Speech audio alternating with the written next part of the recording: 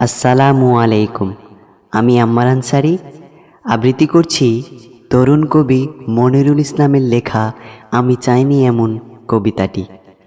আমি চাইনি এমন শিক্ষা যেখানে নৈতিক শিক্ষার নেই কোনো অনুশীলন, যেথা সদা ব্যভিচার, ভোগবাদ ও বস্তুবাদের আয়োজন। আমি চাইনি এমন প্রতিষ্ঠান যেখানে নেই সহশিক্ষার পারস্পরিক সমঝোতা, আছে শুধু নারী পুরুষের অবাধ মেলামেশা।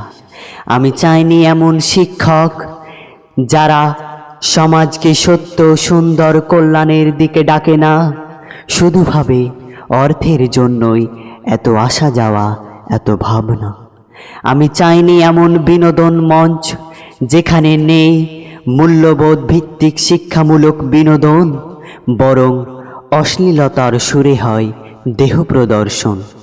আমি চাইনি এমন সাংবাদিক যে সত্যের কণ্ঠ তুলতে ভয় পায়, রাজনীতির দালাল সেজে খবরকে অতিরঞ্জিত করে সন্ত্রাস ছড়ায়। আমি চাইনি এমন জাতিসংঘ যে সংঘ গণহত্যার সময় নীরব থাকে, সংখ্যালঘু দলিত কিংবা মুসলিমদের বঞ্চিত রাখে।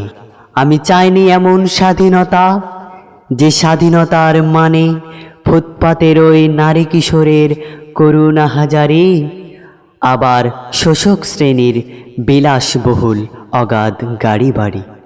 শুধু চেয়েছি দুঃখিনী মা ও শ্রমিক পিতার স্বর্গসুখ হাসি, কিন্তু জন্মদাত্রী মায়ের বৃদ্ধাশ্রম চাইনি।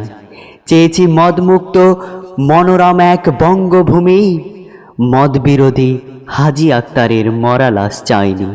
চেয়েছি সব ধর্মের একই সুরধ্বনি, এক ও অদ্বিতীয় ঈশ্বর।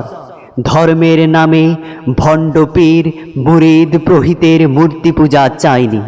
পরিশেষে বলি, যদিও কথাগুলো বেআইনি, যা কিছু চেয়েছি তা আমি পাইনি, যা কিছু পেয়েছি তা আমি চাইনি।